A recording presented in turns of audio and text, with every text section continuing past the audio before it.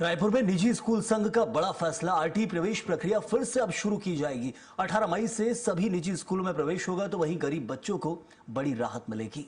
असहयोग आंदोलन जारी रखने की घोषणा भी की गई है। आरटी के तहत प्रवेश किया जाना है और इससे गरीब बच्चों को बड़ी राहत मिलेगी। 18 मई से सभी निजी स्कूलों में प्रवेश शुरू हो जाएगा। तो रायपुर में निजी स्कूल संघ का ये बड़ा फैसला है। आरटी के प्रवेश पर फिलहाल जहां एक तरह से स्कूल संघ जो है वो असमंजस की स्थिति में था। सभी स्कूल अलग अलग नियम की बात कर रहे थे। आरटी के तहत कई स्कूल प्रवेश देने से मना कर रहे थे, लेकिन इसको लेकर जहां फैसला ले लिया गया है और गरीब बच्चों को बड़ी राहत मिलेगी। आपको दिखने वाली है। असहयोग आंदोलन जारी रखने की घोषणा की गई है।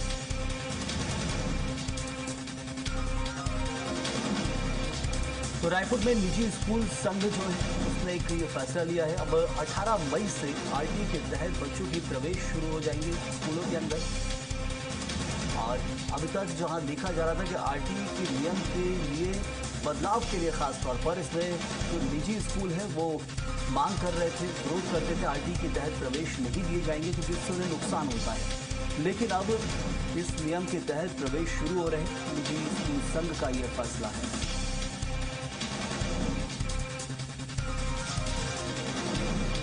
तो इससे गरीब बच्चों को जो है बड़ी राहत मिलती हुई दिखेगी आपको।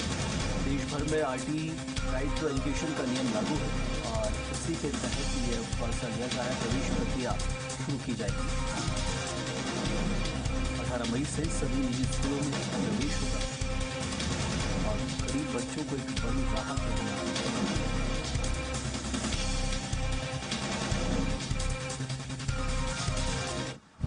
तो असहयोग आंदोलन जारी रखने की भी घोषणा की जा रही है और प्रवेश शुरू किया जाएगा, ये कहा जा रहा है।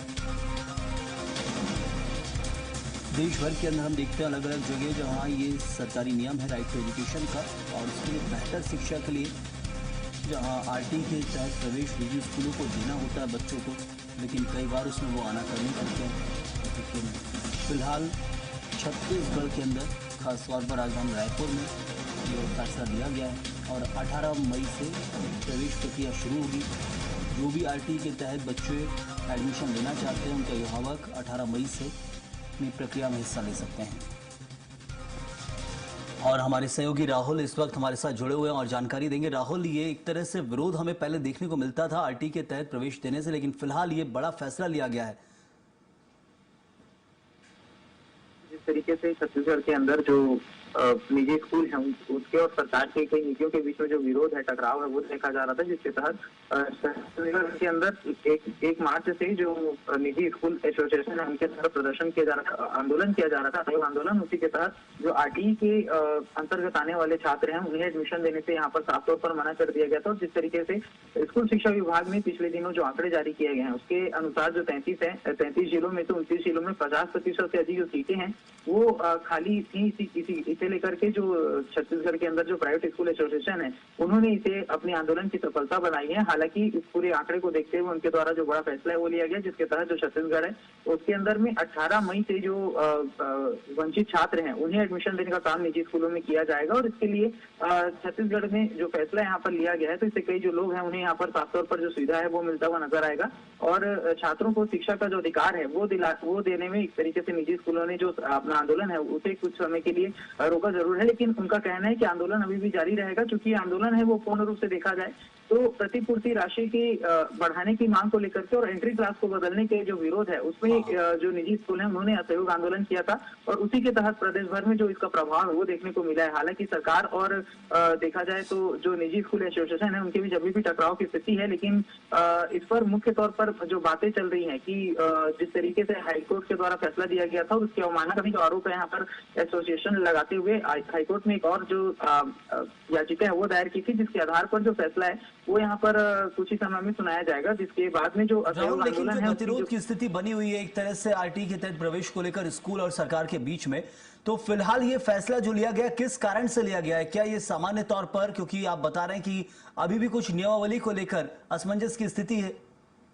जी, साफ तौर पर देखा जाए जैसे मैंने बताया कि प्रतिपूर्ति राशि को लेकर के जो यहाँ पर असहयोग आंदोलन है वो यहाँ पर निजी स्कूल संचालकों के द्वारा किया जा रहा था, लेकिन इस बीच में जो एक राहत देने वाला फैसला उन्होंने लिया है ताकि जो वंचित जो छात्र हैं उन्हें किसी भी तरीके की परेशानी ना हो। हालांकि इस पूरे मामले को देखा जाए तो छत्तीसगढ़ उच्च न्यायालय के द्वारा 19 सितंबर को जो याचिका आदेश जारी किया गया था, उसके हिसाब से स्कूल शिक्षा विभाग को 6 महीने के भीतर जो संगठन है उसके रिप्रेजेंटेशन पर अपना निर्णय देने का निर्देश जो है वो यहाँ पर दिया गया था, लेकिन उसका जो पालन नहीं किया गया, जिसके बाद में संगठन ने आरोप लगाया कि जो हाईकोर्ट की याचिका है उसकी अवमानना का जो याचिका है वो यहाँ पर जो संगठन है उसके द्वारा लगाया गया था, जिसके तहत देखा गया कि स्कूल शिक्षा विभाग के जो सचिव है उन्हें भी हाईकोर्ट के द्वारा नोटिस जारी किया गया था, जिसके बाद में एक बार संगठन ने अपना फिर से जो बड़ा फैसला है वो दिखाया गया है। जबकि देखा जाए तो छत्तीसगढ़ के अंदर जो रिक्त पदें थी उसकी संख्या, यदि उसकी संख्या की बात करें तो लगभग 65,000 विद्यार्थियों को जो एडमिशन है वो आरटी के तहत मिलता था, जिसमें इस बार करीब 22,000 जो छात्र हैं